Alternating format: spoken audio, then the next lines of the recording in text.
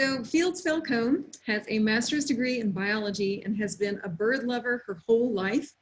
And this passion has led her into wildlife care and research in her work with governments and nonprofit organizations over the last 20 years. She coordinates visitor services and education programming for Overton Park Conservancy, as well as focusing on her own research on bird communities in our urban forests. So take it away, Fields Falcone.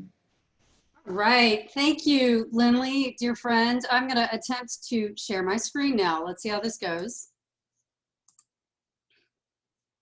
All right, and you tell me if that's coming up. Yes, we saw it. We all see it. Wonderful. All right, and I'm gonna just minimize y'all real quick. All right, so as Lindley said, I wanted to give you guys a talk here at the Munch and Learn about our research in Overton Park, specifically in the Old Forest. And Lindley, thank you definitely for having people take some questions. I'll be sure to save some time at the end if anybody has any questions. So first, I just have to give a shout out to the amazing organization that I work for, Overton Park Conservancy. If you would like to learn anything about our vision and our mission, you can go to overtonpark.org and check all of that out. But today I'm going to be focusing on one particular part of our mission. If my machine will work here, I'm not sure what's going on. Let's see. There we go. So today I'm going to be focusing on our protecting specifically the Old Forest State National Area, part of our mission. So the Old Forest, a lot of you have probably heard of it, and hopefully you've come to visit us, you've taken a walk through the Old Forest before, and just, as soon as you get there, you feel the temperature drop maybe 10 degrees, and you start to hear the birds and maybe notice a wildflower, and it's just a really magical forest. And it is actually the only urban old growth forest in the Southeastern United States, and it's one of the only remnants of old growth left in West Tennessee. So it is a very special place, and that specialness motivated people to make the Old Forest a state natural area.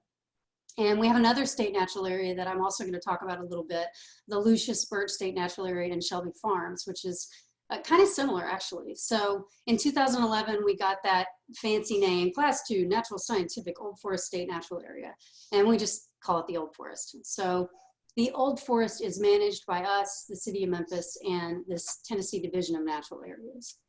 So with that designation, there are some state laws that now apply. It's prohibited by state law to make any kind of collections. So for instance, you can't go collect the oyster mushrooms and things like that. And then you do need a state permit. It needs to be within a research context if you're going to do that.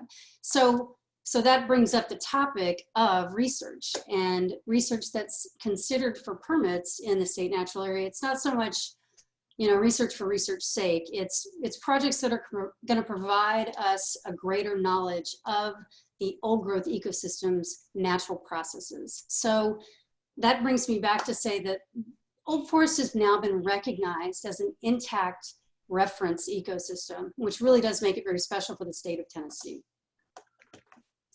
And research into these ecosystem functions, as they're called, an ecosystem function can be regeneration of trees, can be the movement of water within the system. This can help us actively manage the forest to retain that characteristic structure and the amazing biodiversity that we have. And when I say the word structure, that's the thing about the Old Forest and about mature forests that are retained here in the city. The structure is what it's all about.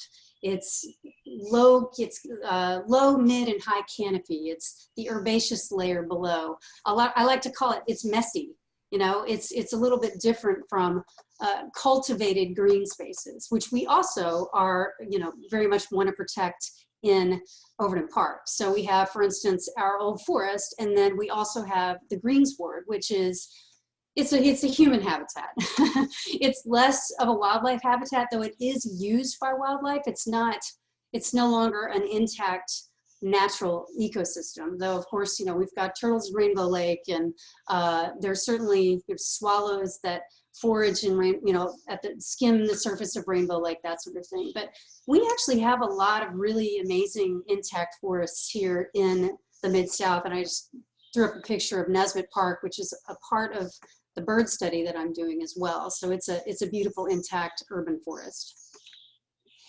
Well, old growth, what does that mean? You know, we hear that bandied around a lot, and I had a great conversation with our research director, Eric Bridges, recently to sort of define old growth. And, you know, first thing you need for old growth forest, which of course implies trees, is some old trees. and we've got old trees. They need to be over 150 years old, which is getting pretty high up there. That would be, you know, there are going to be some other forests here in the Mid-South that maybe their trees aren't that old. So we have what we call a cohort, a grouping of trees that are right around 185, 200 years old in the old forest. So when you're walking in the old forest and you're looking up and you see those really, really tall trees, those are all right around that 200-year mark.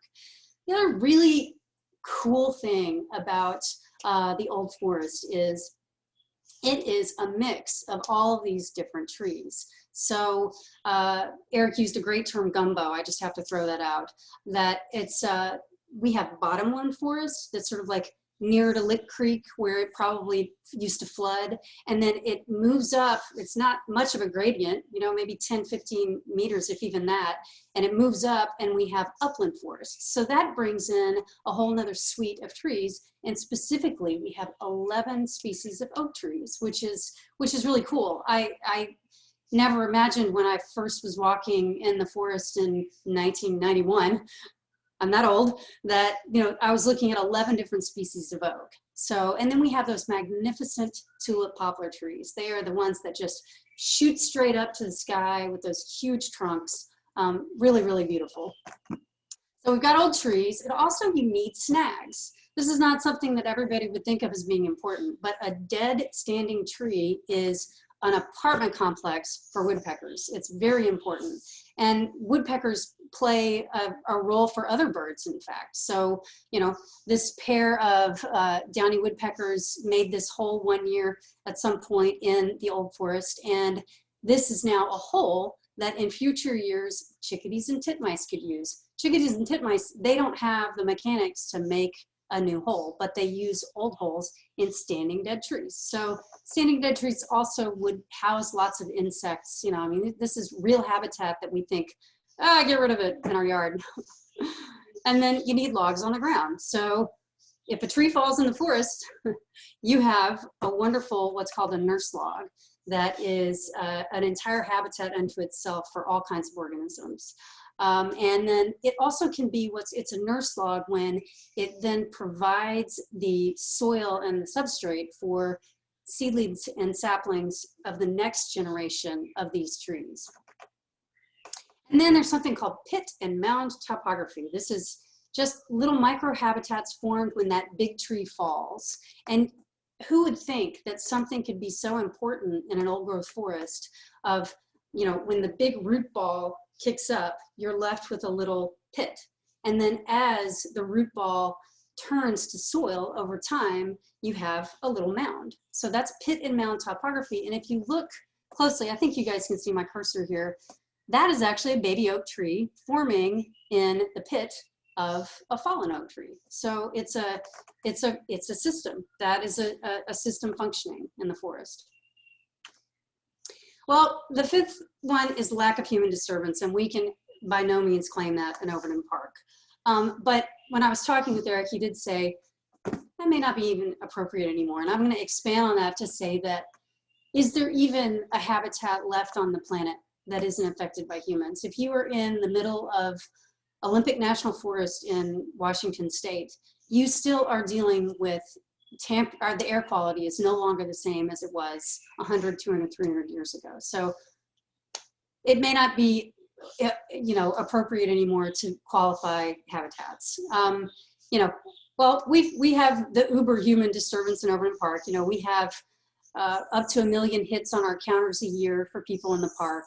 Of course, we have urban air quality, which can bring things like the heat dome. You know, the cities with concrete and radiation from the sun are hotter than the surrounding areas generally.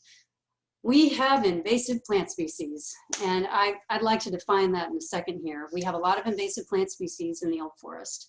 And then we've channelized the water flow. So Lick Creek runs through Overton Park, and it's in a concrete culvert now. And that would have been something that in the past, at a big thunderstorm, it might have flooded out a bit into a part of the forest, and now it's channelized. And then of course there's paving and urban encroachment and all that. So we certainly have some human disturbance, but we are here to help mitigate against that. I come back to invasive plant species just to say, it's not the first thing that would have occurred to me, though I can remember taking walks in the early 90s, and there was an entire, what I would call a quadrant of a sort of circle in the middle of the forest that was all kudzu.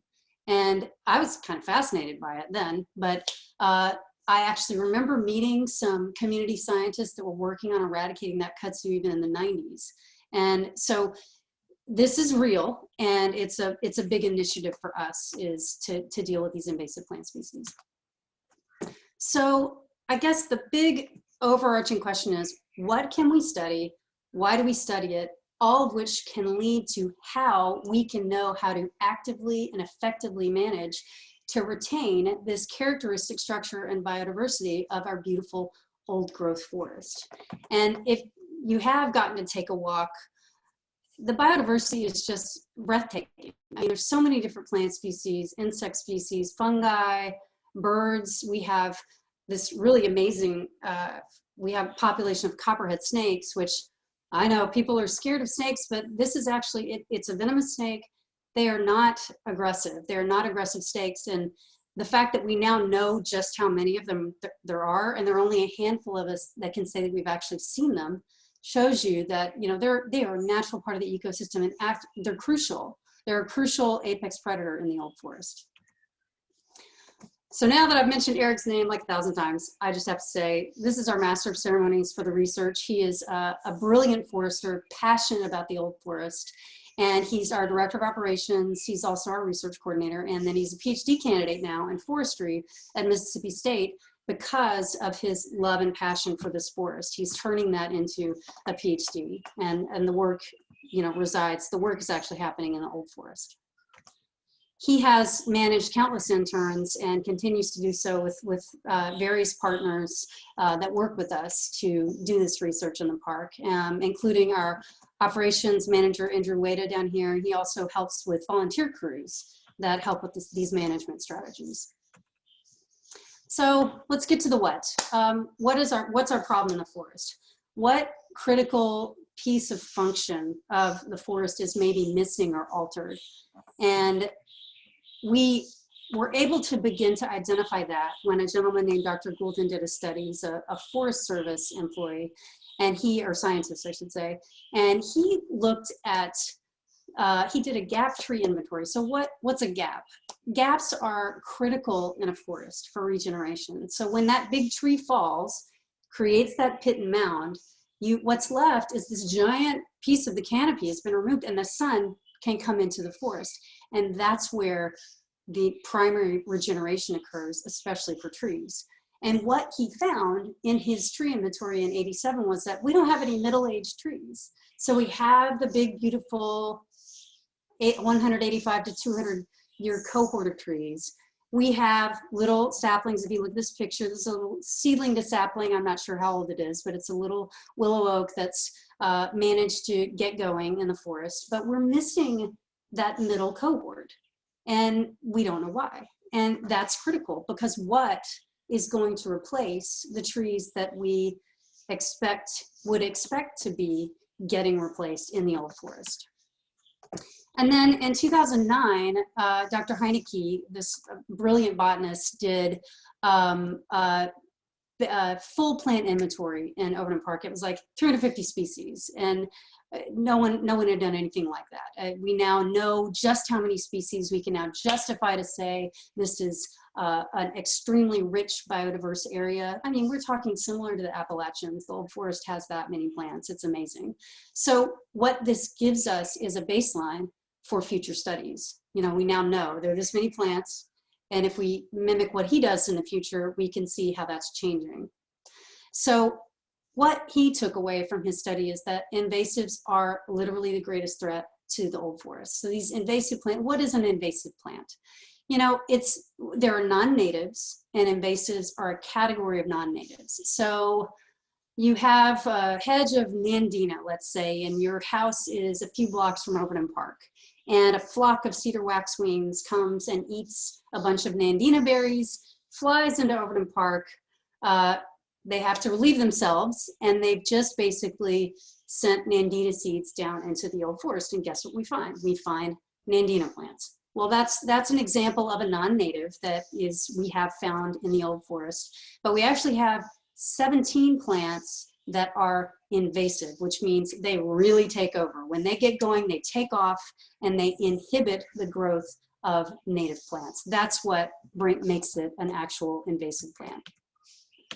So the cool thing is that Eric is now mimicking that 1987 study. He is repeating it, and he started that in 2014 with Rhodes College students and Christian Brothers University students, and he is seeing similar results. So about 20 years later, we're seeing no growth in the height of these historic canopy species. And you know, it's interesting because this is a problem that people are finding across the eastern US. So it's not just urban forests. It's not just forests that, for instance, have deer in them. So we don't have deer.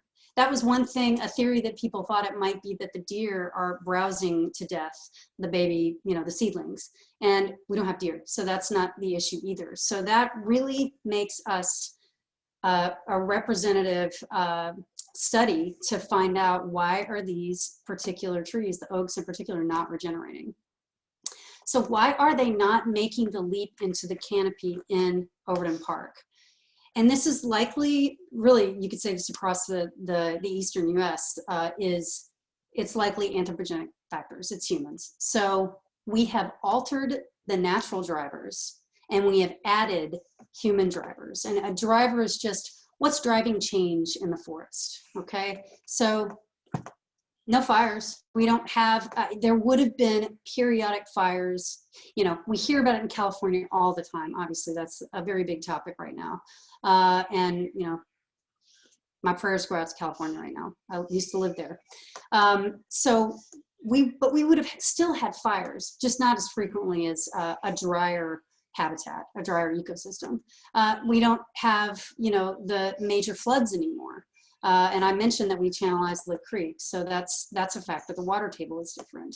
And we've added these invasive plants, and we've added the urbanization around the old forest, which, you know, when it came into formation was basically rural around it. And then, you know, climate change, other human impacts, just, you know, we are out on the trails. That is a stressor. So that is, you know, probably what's going on here. So the question is also, is wildlife responding to changes in the forest structure? So Eric has found that, you know, there isn't this cohort of trees growing up. Well, how are the animals and the wildlife reacting to that? Well, the thing is, you can't track change without first getting baseline data.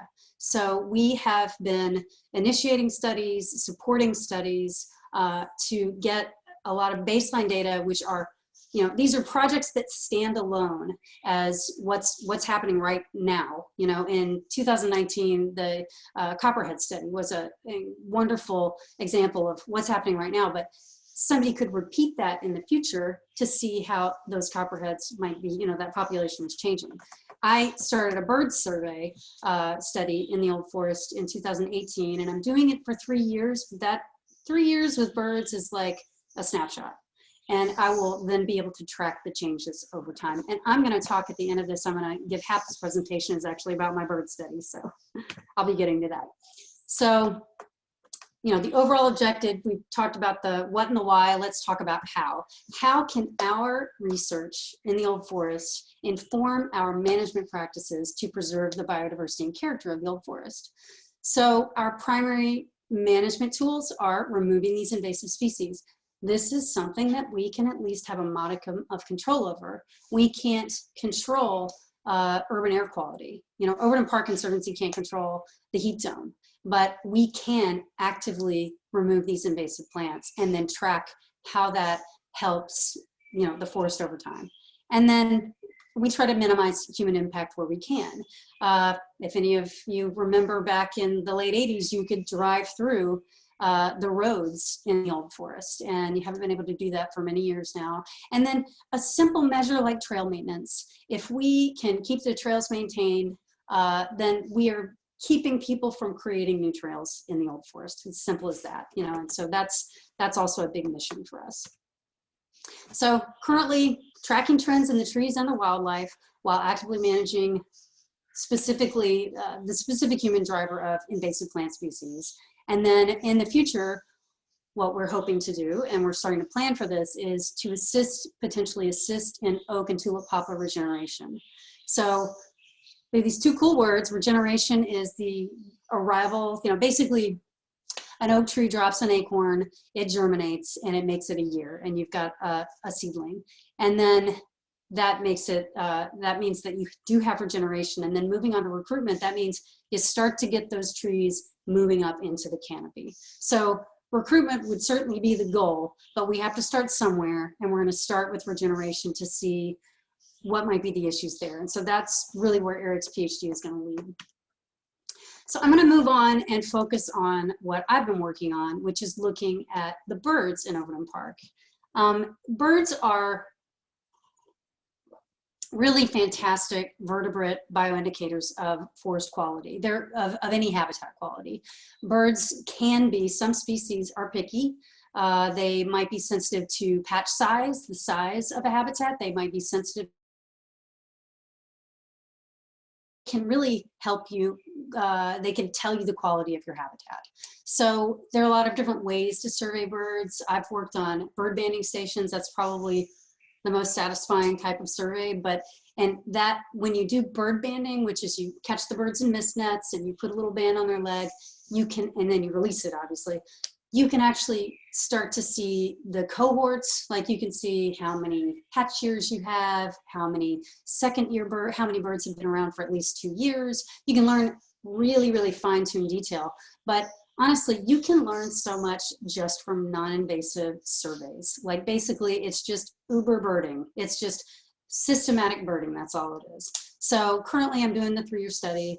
And just to mention, like, it's a 3-year study in 4 parks. But now I have the opportunity, as long as Overton Park lets me, to continue surveying these birds over to long-term.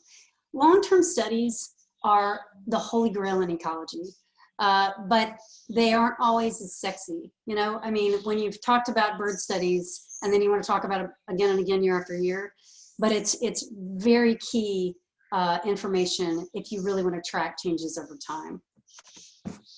So, moving on into this study, we really in Shelby County have some amazing urban forests that are in our parks. And this is just a list of a few of them, but you can't get any better than the Wolf River Greenway. That is just amazing, right? So in Overton Park, Nesbitt Park. So with these are all comparable. Overton Park happens to be the one old growth forest, but these are, you know, these all have patches of comparable forests that they might have been selectively logged at some point, but they are intact ecosystems for sure. So they become, you know, I don't know, you know, when you first think about Overton Park, it's 125 acres. How important could that be, right?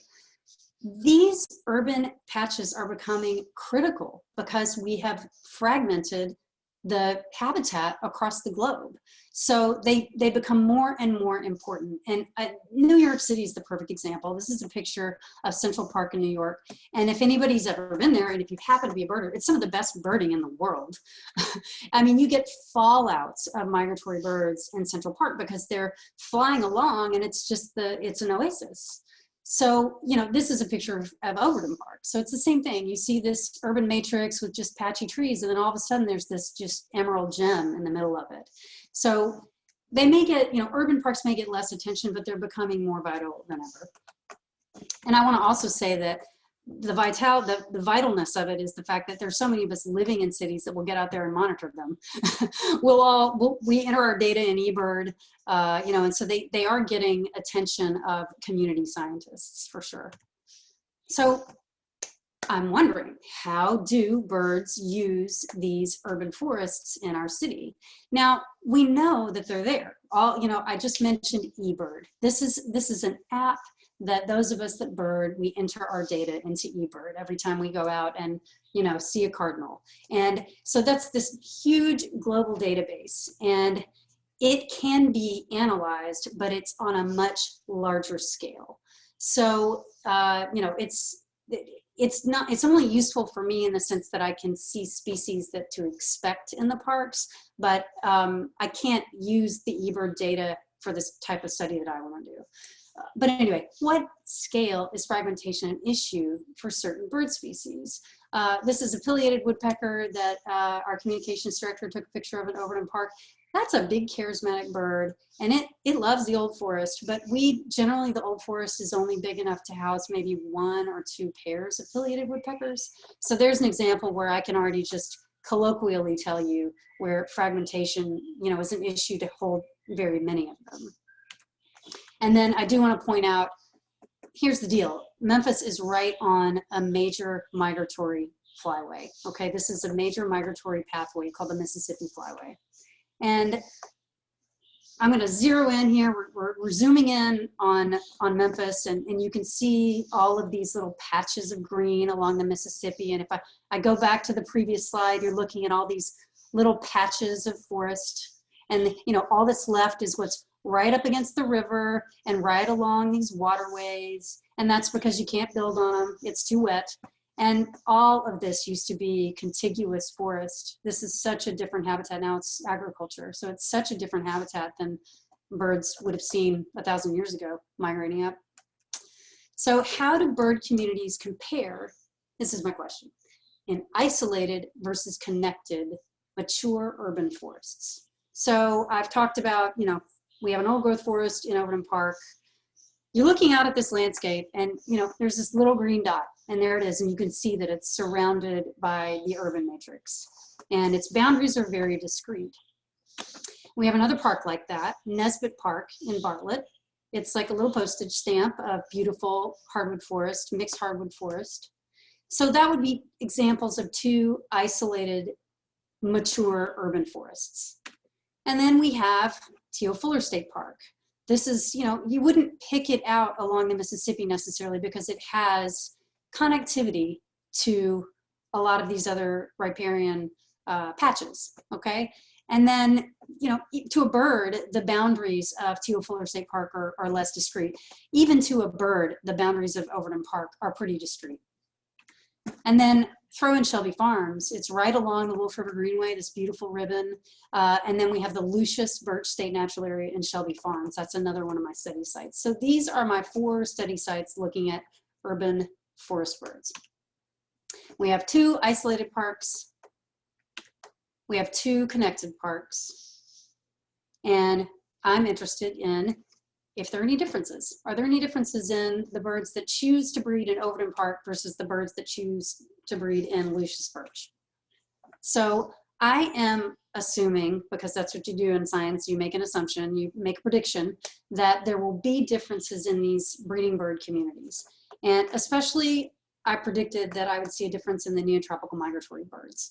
These are warblers, flycatchers, birds that, you know, come up here for breeding, and then they fly all the way down to Mexico, Central and South America for their wintering season. I'm just going to toss out the fact that birds do fly. So, you know, comparing my study to like the copperhead study, you know, copperheads, they can't really leave, you know, Overton Park very easily, but a bird can. So there's a chance that I'm not going to find any statistical differences. I'm aware of that. And this points to the fact that ecology is really hard. So as a scientist, you know, ecology, these are my petri dishes. It's like, you know, there's so many factors that I can't control, of course. So we try to control them by how we collect data, basically. So I'm using a bird survey technique called point counts. Like I said, it's just basically birding, but it's just standardized. That's the difference between my trying to look at eBird records versus the data I'm collecting for the study. I need to do it exactly the same way. I bird maybe slightly differently than other people as well. So even though I can be sure that I'm getting precise data, even if it's not always perfectly accurate. So I remain the only one that's actually conducting these surveys. I have 10 points in the 4 parks, so that's 40 points total. And I literally stand in the exact same spot. I get my GPS out and I find it every time. And I do a 6-minute survey and I have to calibrate myself to what 50 meters is every time I go to a point. And I have a little device that I use to do that. But then I just basically make my assessment. And if there are people that aren't birders, I just want to toss out how we often think of birding as, you know, this got to have this really expensive pair of binoculars and it's all visual and maybe your eyes aren't that great. I wear glasses here. I usually wear glasses. I don't need them close up, but and this is close up for me. But you actually can do a lot of birding by ear. And I love birding by ear. Of course, when I'm doing a standardized study, I need to be doing both. But auditory detections, especially in southern forests. Southern forests are so dense. I cut my teeth on these biology studies in California, riparian, and the trees are lower and it's drier and there's not as much dense vegetation and they don't have a million types of vines everywhere, you know, so I could do a lot of visual birding with that. But this, I really need to lean on my ears a lot. So I'm going to run through some breeding season raw data. This is not statistically analyzed yet. This is just me getting to play with data. Okay, I'm being honest. If there are any hardcore scientists out there, this is not, there are no statistical differences yet. Okay. But I first wanted to ask if the birders out there wanted to try to guess, and even if you're not a birder, maybe you recognize these names or you know a little bit about birds. What do you think the most common bird I detected so far via this method? You know, I'm standing at a point, counting for 6 minutes in Shelby County Forest Parks, and specifically in the summer. And I want to caveat that with that I'm not on the edge. You know, I'm deep in the forest every time. So I'm not catching the birds on the golf course, let's say, at Overton Park. This is birds right in the middle of the forest. And it's the Northern Cardinal, which actually, you could have picked any of these. They were all very common, but that's the one that's been the most common so far. So I wanted to walk through these 5 species. These are the 5 most common birds that I've detected in these surveys so far. But I think the take home, if you're not a birder, is that, check this out, y'all. That's 50% of all my detections so far is 5 species in the summer. So if you wanted to embark on learning birds and you don't have binoculars and you were willing to start in the forest, I'm telling you right now, if you could learn the songs and calls of these 5 birds, you would know 50% of what even I would detect, okay? So that really demystifies birding and makes it feel accessible. And I'm really excited to expand that out a little bit with our future programming. We are in process of trying to plan some future programming for Overton Park. So I'm going to quickly just play some of these songs for y'all. This is the Northern Cardinal. And that may be fairly familiar. It's a very sweet, beautiful, lilting song. And then we have the Carolina Wren, which second most common species. They're very small and they're loud and demonstrative and they let you know they're there. If you've never tried to differentiate songs, they may sound a little similar to the Northern Cardinal, but really they're very punchy. Then we have the tufted titmouse, which makes a little pitter, pitter, pitter, pitter. And birders love to give these bird calls little words. So Peter, Peter, Peter, it makes it easy to remember. And then the chickadee is polite enough, let's see, to actually say its name. Chickadee-dee-dee. Chickadee-dee-dee, you know where they got that name. And then they also have a song that's a little bit different. I'm not gonna play that. And then American Robin, most people know this. So the challenge, though, of course, is that if you're out there in the old forest in the summer, this is actually more like what it sounds like. And so you have to start differentiating, you know, while it's all happening at once. But isn't that beautiful? That's really beautiful. All right, I have to escape out of this to get to the next slide. It's just, I already knew I was gonna have to do that, so there we go. So I wanna ask the birders, do you notice any trends for these 5 species? And basically, they're all year-round residents. These are all residents that you find in the old forest, that you find in your yard. And as I mentioned, they also are found in many of our neighborhoods. And you know, that's fascinating to me, that a bird will use a complex old growth forest and also use my azaleas. You know, that's pretty cool to me. A lot of people kind of, you know, for birders, you know, it's the fancier neotropicals that you don't see very often that are the holy grail. But I, for one, am completely fascinated by our neighborhood birds as well, because they're so plastic. They can use different resources. So let's just talk about the Northern Cardinal and the Carolina Wren. They both really love shrubs.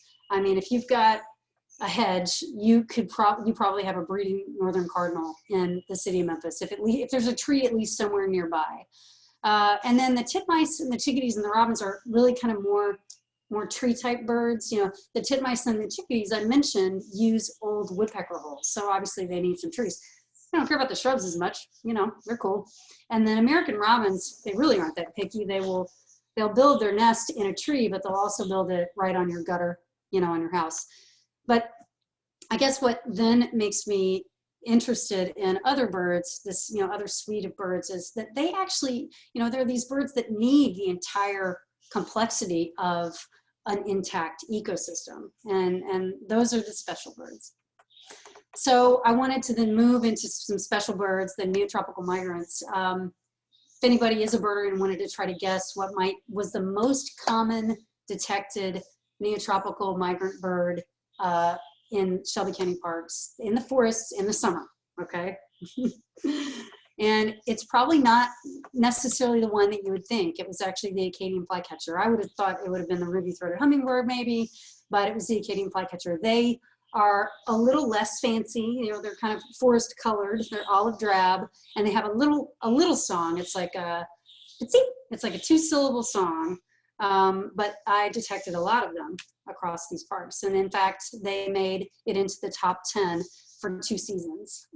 So I'm gonna then, well, actually, there's not much else. That's a whole lot of birds. It's 36 species, you know, across 2 seasons so far.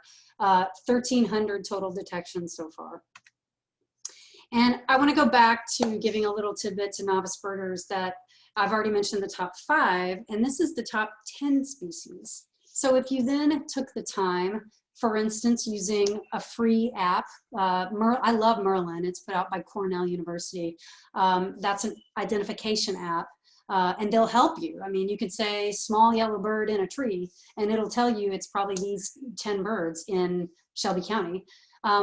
If you can learn the songs of these 10 birds, then you can potentially identify 75% of all the detections in our urban forests in the summer. So that just really makes it less intimidating. And I want to point out that we do have 3 of these neotropical migrants in the top 10, the Acadian flycatcher, blue-gray gnatcatcher, and the white-eyed vireo. So back to the study, non-statistical analyses of what I've found so far. I did find higher individual detections and more species, or actually just higher individual detections in the isolated parks, but the number of resident species is about the same in both the isolated and the connected parks. And then looking at migrants, I did find fewer individual detections of migratory birds and also a good many fewer species in the isolated parks. So in Overton and Nesbitt, I didn't have as many species as in Lucius birch and teal fuller. So that, you know, of course, made me want to see, it's called data mining, I'm not supposed to do that, but I wanted to see what was missing in these isolated parks. So all 4 parks had a wonderful suite of neotropical migrants expected to be there. And, you know, some had, they were found in 3 of the parks, so we're getting close. And, you know, actually indigo buntings are not deep forest birds anyway. They're migrants, but, you know, they're not an indicator of forest as much. But what I did find is that there was only 1 warbler detected in all 4 parks in the middle of the breeding season. And it's kind of that time of year that a lot of birders have taken the day off, so to speak. We don't do as much birding for fun in, you know, July. So that was actually something that was going to be harder for me to tease out from eBird anyway. And so these wood warblers, they are like they're the crown jewels. They're the holy grail of birding for a lot of us that are really into songbirds. You know, I mean, if you're just really into shorebirds, you know, doesn't matter that much. But wood warblers are so beautiful. They're really tiny. They sing these very specific songs that are so fun to get to know. But they're harder to detect. They're here in droves during migration, and we don't have that many that necessarily breed in Shelby County. But what I did find was that I had 6 warbler species, but only 1, that northern ferula, in all 4 parks. And only, you know, the Kentucky warbler was consistently heard in Nesbitt, but only made it onto 1 point count so far. And then Shelby Farms and Teal Fuller had a lot more detections and a lot more species. So these connected parks that are connected to, they may not be that wide a park, you know, the size may be similar in one dimension, but then they've got just a lot more connectivity. And apparently for me, the warbler take home is that patch size does matter during breeding season. Now that's, you know, that's a qualitative conclusion, but it's interesting to think that, you know, we don't have hooded warblers breeding in Overton Park, and yet we have an old growth forest. And, you know, I did find hooded warblers breeding in Teal Fuller. And I assume breeding when I'm still hearing them singing in the middle of the breeding season. So just to also say, you know, because I've now got this foundation of birds going on for Overton Park, I want to continue those studies as long as Overton Park will let me. In Overton Park, I will conclude my 4-part study, but continue looking at the birds in Overton Park into perpetuity, I hope. So my summary for research in the old forest would be that, you know, applied research versus, you know, research that isn't applied for any specific thing, but is applied research, or applied ecology research and forestry research provides critical feedback to inform management strategies for the long-term protection of the old forest.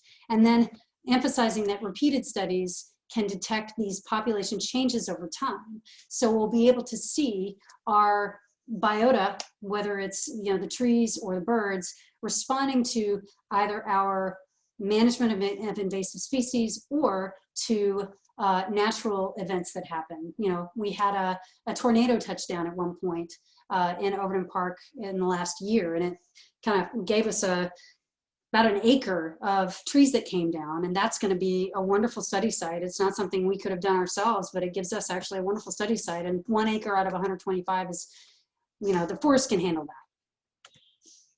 So with that, I want to take any questions and just remind you about Overton Park and what we do and how you can give if you're interested. And I guess I will unshare my screen. Is that what I should do, Ms. Lindley?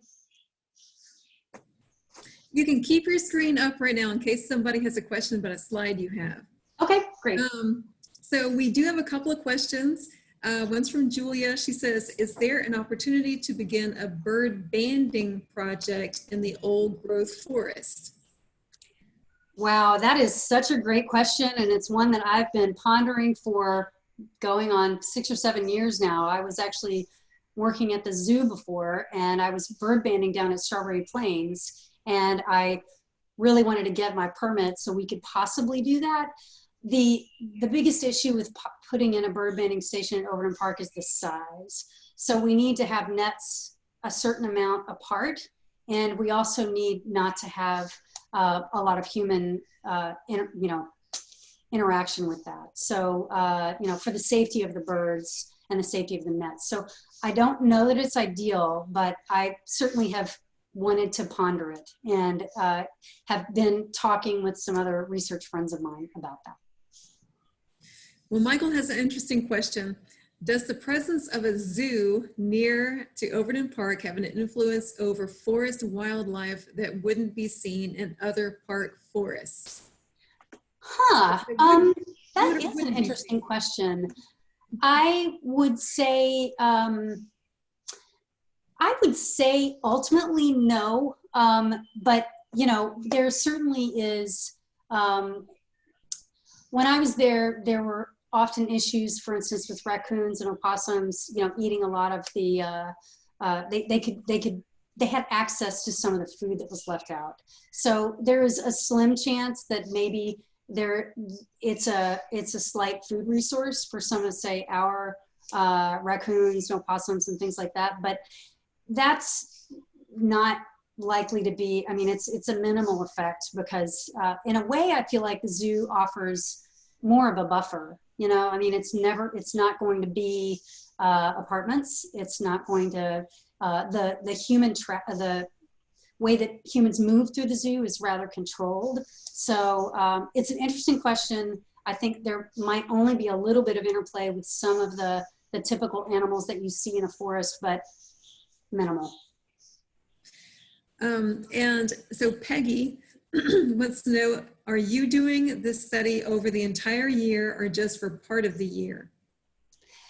So the bird study I conducted in the summers, and then I conducted also in the winters, and I haven't done any analysis on the winter data yet. So I did a little bit of preliminary on 1 year, but now I actually, you know, I'm going to wait until I have all 3 years before I start looking at that.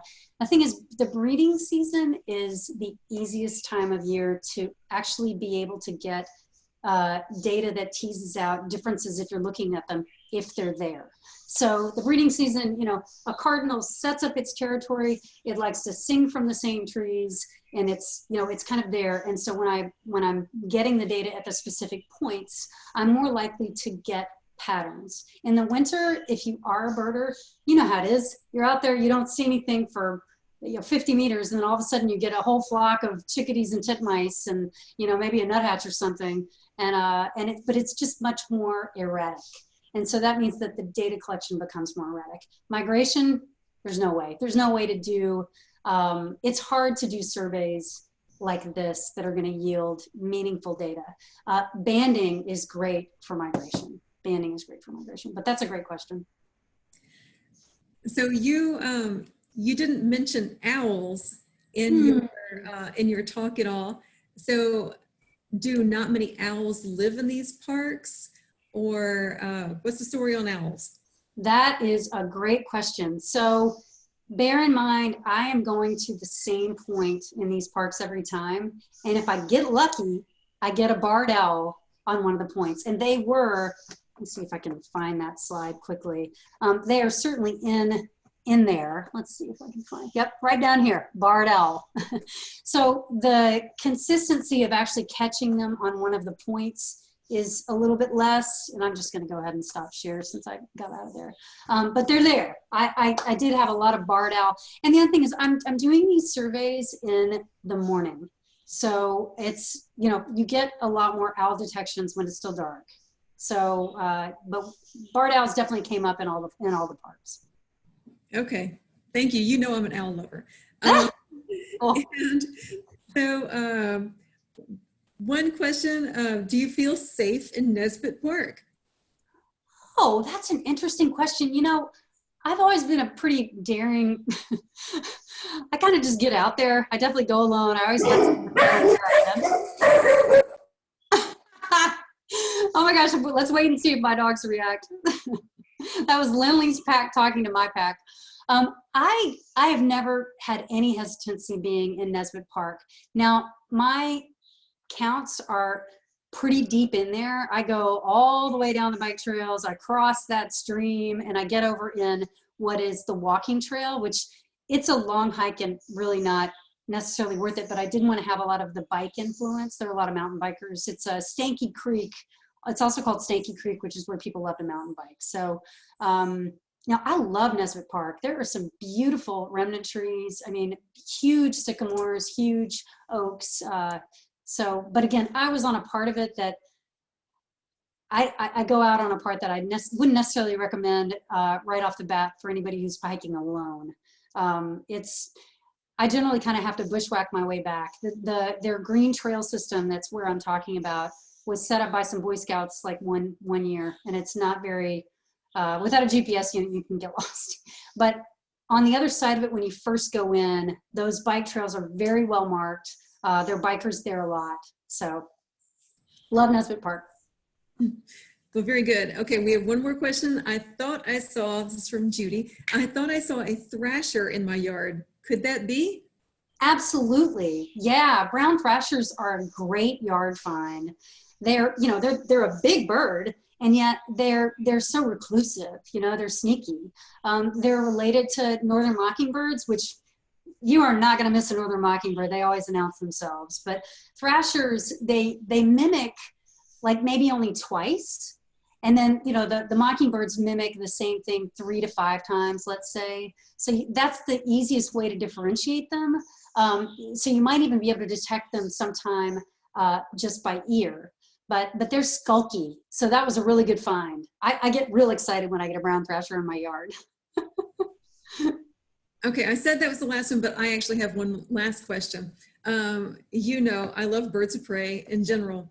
And so when I was a kid, I would get very excited when we would go over to our cabin in Arkansas because I would see hawks and big birds of prey that I would never see here. But it seems like as time goes by, I see more and more hawks and birds of prey in the city. So is that my imagination, or are they really moving into urban areas more? Lily, this is your question? Yes. That's really awesome. And it's funny that you say that, and you might have noticed that, like, I didn't talk about hawks at all, and I want to tell you why.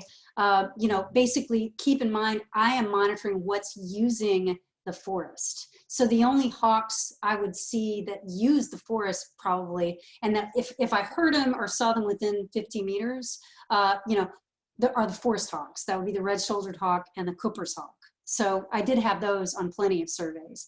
But you are nailing it, girl. What you are seeing a lot more of is Cooper's hawks. Cooper's hawks have just decided that the suburbs are awesome and they can figure out how to shop our bird feeders and find plenty of prey. I live in Scenic Hills up here in Raleigh, and I'm a Midtowner, but we moved up here 6 months ago, and I'm just in heaven. I have so many bird species, and I'm looking out at 2 last hummers at my 6 feeders right now, but we are just covered up in red-shouldered hawks. They bred a block away. I hear them every single day. They love a street right down here, Bannockburn. You see them flying low through, down the street. It's amazing. So, but Cooper's hawks are one that have been identified, as like, wow, they've really moved into the city and learned how to use it. So. Well, and a couple of people that really fired a couple of other people up. Sharon observes the same thing that I have recently, Mississippi kites. Lots yes! of kites. They seem to be everywhere in East Memphis now. Sharon, they're everywhere in Midtown also. And then Julia says the zoo master plan at one point included a contentious boardwalk into part of the old growth forest within Overton Park. Within Overton Park, are there plans for any boardwalk to allow guests a different perspective on the forest as well as to be low impact? So yeah, that was a project that was in the 10 acres that the zoo has access to, and it's behind a fence. And it's a fascinating plot, actually, because it doesn't have the human impact. It's there was a plan to make a boardwalk rather than put in another exhibit, which I was fully in support of, because it would be an education opportunity to show people the old forest with, basically they would have had their own programming. That has been taken off the books, and now at this point, I'm not sure what the zoo's going to do with that land, but it sounds like they've, talked to us about it, and they really also support preserving the old forest. So while I couldn't tell you exactly what's going to happen, I know in their next master plan iterations, in all likelihood, you will see their patch of old growth it'll still be there. It's not mapped into the old Forest State Natural Area, that 10 acres. I hope that answers your question. Oh, and you actually asked if we were going to build a boardwalk. I can't answer what's going to happen in 10 years, but we have such a love with our trail system that, and those trails now are monitored. We make sure that we keep the trails that are being used maintained. So by funneling people onto the same pathways, as much as possible, we feel like that's a good representation and a great way to get people out without causing any further impact on the forest. Well, thank you. That was the last question. Amazing job. I can't believe all of the information you have packed into an hour. Thank you very much. If any of you guys want to unmute and say thanks or say bye or whatever, go right ahead before we end the meeting. And I'll just say, if anybody has any follow-up questions, you can always email me at ffalcone@overtonpark.org. Thank you so much. Nice talk. I enjoyed it. Thank you so much. It was wonderful. Learned a lot. Thanks. It was very informative. Thanks. Awesome, y'all. You are a wonderful audience. Thank you so much. It's really, really fun to talk about something I love. And we really thank the Dixon too for letting Overton Park come and talk to you. Yes. Fields, you're awesome. Who's gonna leave it? Thank you. Thank you. Okay. Thanks, everybody. Bye. Thanks. Bye, Lindley. Have a great rest of your day, hon. I'll talk to you real soon. Okay.